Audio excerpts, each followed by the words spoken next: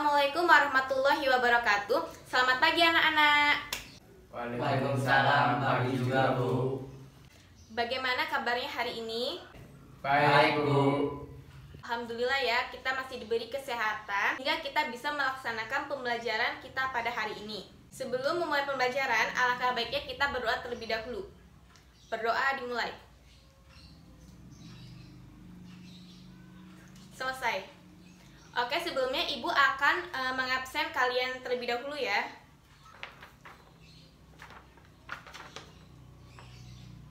Samsul, Hadir Bu. Ahmad Suprabo, Hadir Bu. Ahmad Suprabu, Hadir Bu. Baron, Hadir Bu. Syafika. Syafika mana? Oh, dia tidak berangkat ya. Apakah ada keterangan suratnya? Oh, Syafika sakit. Baik, kita doakan supaya Syafika cepat sembuh ya dan bisa mengikuti pembelajaran berikutnya. Baik anak-anak, pada pembelajaran kali ini Ibu harapkan kalian dapat menganalisis struktur dan fungsi sistem ekskresi dan kalian dapat menguraikan organ-organ penyusun sistem ekskresi pada manusia dan kalian dapat menguraikan gangguan pada sistem ekskresi dan dapat menganalisis upaya menjaga kesehatan sistem ekskresi pada manusia. Kita akan mempelajari tentang sistem ekskresi pada manusia. Sebelumnya, Ibu akan bertanya kepada kalian, jika kita keliling lapangan sebanyak 5 kali, maka kita akan mengeluarkan apa? Betul sekali, kita akan mengeluarkan keringat. Dan jika kita minum 5 botol air sekaligus, beberapa menit kemudian kita akan merasakan apa? Kita akan merasakan ingin membuang air kecil ya. Nah anak-anak, hal ini yang disebut dengan sistem ekskresi pada manusia. Oke, untuk lebih jelasnya Ibu akan menjelaskan mengenai sistem ekskresi pada manusia. Anak-anak ada yang tahu apa itu sistem ekskresi pada manusia? Saya Bu. Ya, silakan menjawab. Ya, bagus sekali. Jadi sistem ekskresi yaitu merupakan proses pengeluaran zat-zat sisa metabolisme yang sudah tidak digunakan lagi oleh tubuh. Sisa-sisa metabolisme ini berupa senyawa-senyawa yang bersifat toksik atau racun, sehingga jika tidak dikeluarkan dapat menyebabkan terganggunya fungsi organ-organ di dalam tubuh. Sistem ekskresi bertujuan untuk mengeluarkan zat sisa metabolisme sehingga tidak menjadi racun bagi tubuh. Sistem ekskresi pada manusia yaitu ada ginjal, kulit, paru-paru, dan hati. Untuk lebih mudah mengingatnya, Ibu singkat menjadi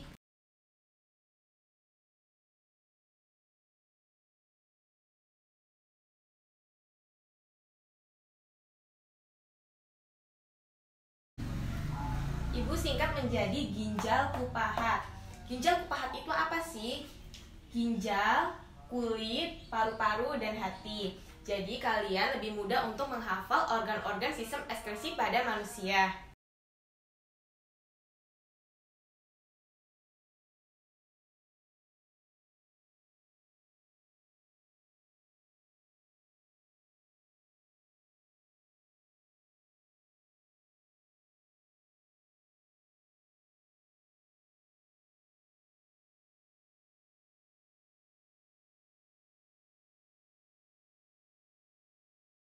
Yang pertama yaitu ada ginjal. Ginjal memiliki fungsi untuk mengeluarkan urin melalui mekanisme penyaringan darah.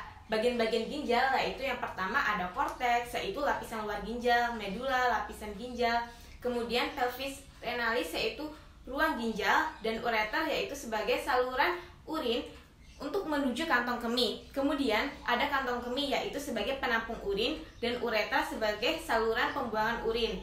Kemudian ada proses pembentukan urin. Proses pembentukan urin yaitu terdapat 3 tahap, yaitu tahap yang pertama yaitu ada tahap filtrasi atau tahap penyaringan. Filtrasi merupakan proses penyaringan darah untuk menyaring sisa metabolisme yang akan dikeluarkan tubuh. Filtrasi dilakukan oleh glomerulus yang terletak pada korteks ginjal. Hasil penyaringan disebut dengan urin primer. Urin primer ini mengandung zat terlarut seperti garam, glukosa, dan vitamin, urea, dan molekul kecil lainnya. tahap yang kedua yaitu tahap reabsorpsi atau penyerapan kembali. Reabsorpsi merupakan proses penyerapan kembali zat-zat yang masih diperlukan tubuh, misalnya glukosa, garam, dan asam amino. Selain itu, juga terjadi penyerapan ion-ion seperti Na+, kamin, Ca2+. Reabsorpsi juga terjadi pada bagian tubulus contortus proximal dan lengkung Henle yang terletak pada medula ginjal. Hasil reabsorpsi ini disebut dengan hasil urin sekunder. Kemudian tahap yang ketiga yaitu tahap augmentasi, yaitu pengumpulan. Augmentasi adalah penambahan zat yang sudah tidak diperlukan tubuh, misalnya urea. Proses augmentasi terjadi pada tubulus contortus distal.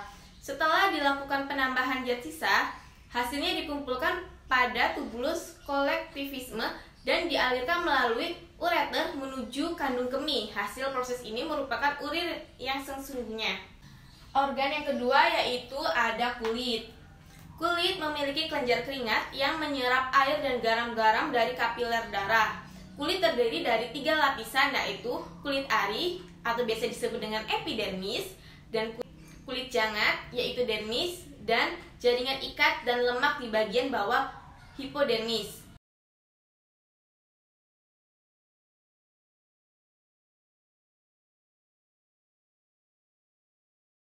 Bagian kulit yaitu ada dermis dan epidermis.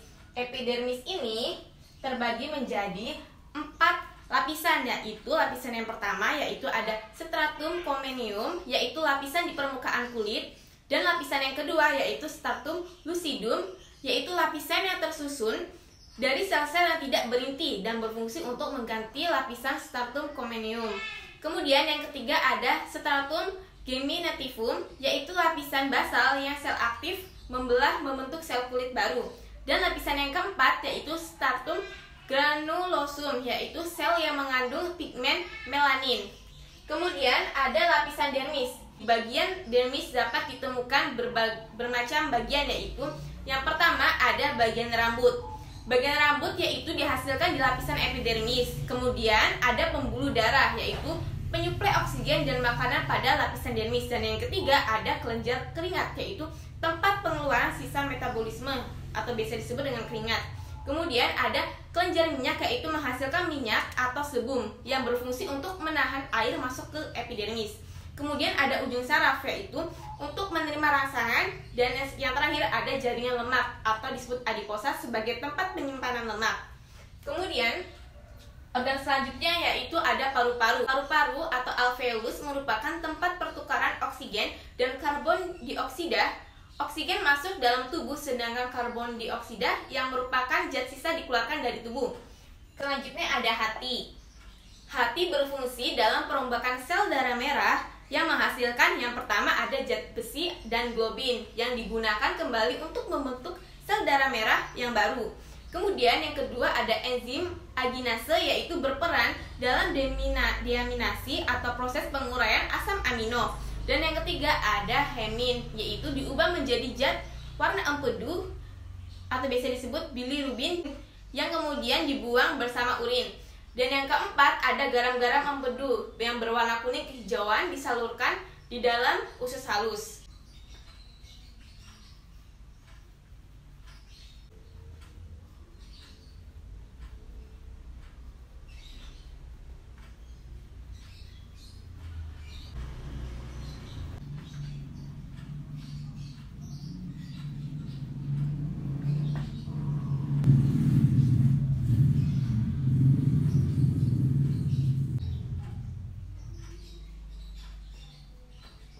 Selanjutnya, Ibu akan menjelaskan gangguan-gangguan sistem ekskresi pada manusia. Yang pertama ada diabetes. Penyebab penyakit diabetes ada 2 macam, yaitu diabetes insipid 2, yaitu terjadi akibat ketidakmampuan penderita untuk memproduksi hormon ADH. Akibatnya penderita selalu merasa haus sekali. Dan yang kedua ada diabetes mellitus, yaitu terjadi akibat kegagalan pankreas untuk memproduksi insulin atau hormon yang mengatur kadar gula darah.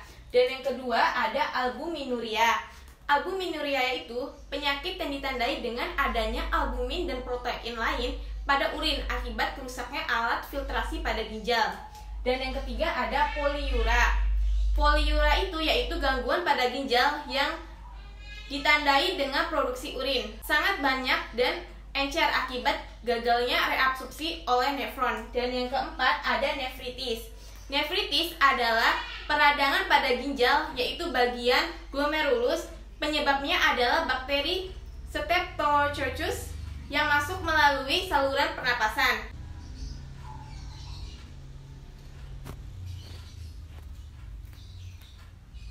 Yang kelima yaitu ada kencing batu atau batu ginjal. Batu ginjal terbentuk dari sisanya kalsium dan penumpukan asam urat. Pencegahannya penyakit ini yaitu dengan diet. Kemudian yang keenam ada uremia. Uremia merupakan kegagalan ginjal membuang sisa metabolisme secara normal. Gejalanya yaitu sakit kepala dan keinginan kencing yang tiba-tiba dan tidak tertahankan. Yang kelima yaitu ada kencing batu atau batu ginjal. Batu ginjal terbentuk dari sisanya kalsium dan penumpukan asam urat. Pencegahannya penyakit ini yaitu dengan diet. Kemudian yang keenam ada uremia. Uremia merupakan kegagalan ginjal membuang sisa metabolisme secara normal. Gejalanya yaitu sakit kepala dan keinginan kencing yang tiba-tiba dan tidak tertahankan.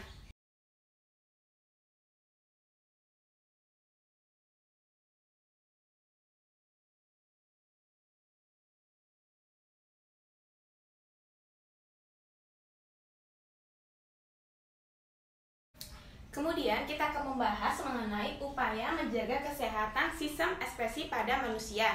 Yang pertama, untuk menjaga paru-paru sangat ditekankan untuk menjauhi dan mengkonsumsi rokok. Jadi, supaya paru-paru kita sehat, kita dilarang untuk merokok. Kemudian, memperbanyak mengkonsumsi buah untuk menjaga kesehatan kulit dan mengontrol pola makan agar kesehatan ginjal terjaga, dan olahraga rutin agar menjaga kesehatan paru-paru. Setelah Ibu menjelaskan mengenai sistem ekskresi pada manusia, Ibu akan menampilkan video tentang proses terjadinya urin. Silakan simak. Proses pembentukan urin terjadi dalam 3 tahap, yaitu filtrasi, reabsorpsi, dan sekresi. Cairan yang akan disaring oleh nefron dibawa oleh darah ke glomerulus. Setiap hari. Setelah kalian menyimak video pembelajaran yang telah Ibu tampilkan di depan, Ibu akan membagi kalian menjadi beberapa kelompok. Satu kelompok itu terdiri dari 4 orang. Sudah, Ibu akan membagikan LKS. Kalian kerjakan dengan teliti dan benar ya, bersama teman kelompok kalian. Ibu akan memberi waktu 20 menit untuk kalian mengerjakan LKS tersebut. Waktu diskusi telah selesai. Untuk perwakilan kelompoknya bisa maju ke depan untuk mempresentasikan hasil diskusi bersama teman kelompoknya. Ibu akan memberi apresiasi kepada kelompok yang mempresentasikan hasil diskusinya dengan baik, lengkap. Ibu akan memberi apresiasi kepada 2 kelompok, yaitu pada kelompok 1 dan kelompok 5. Tepuk tangan untuk kelompok 1 dan kelompok 5.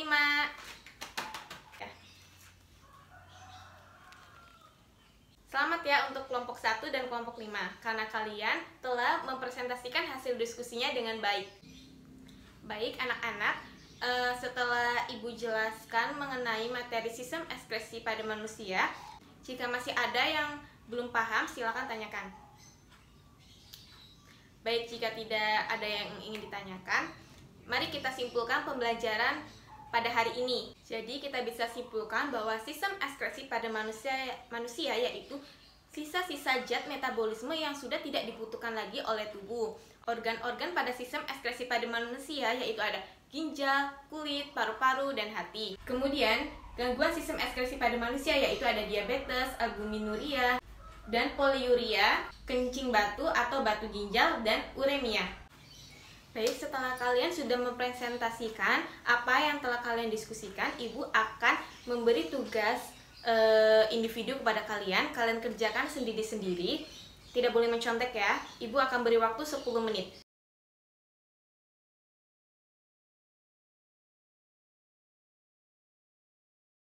Waktu pengerjaannya sudah selesai. Silakan dikumpulkan di depan.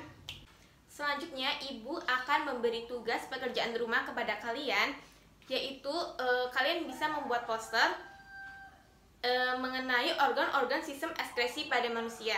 Kalian kumpulkan pada pertemuan berikutnya ya, minggu depan. Untuk pertemuan selanjutnya, kita akan membahas mengenai sistem ekskresi pada hewan. Baik, mari kita tutup pembelajaran kita hari ini dengan membaca doa Alhamdulillah. Sekian dari Ibu, semoga bermanfaat. Wassalamualaikum warahmatullahi wabarakatuh.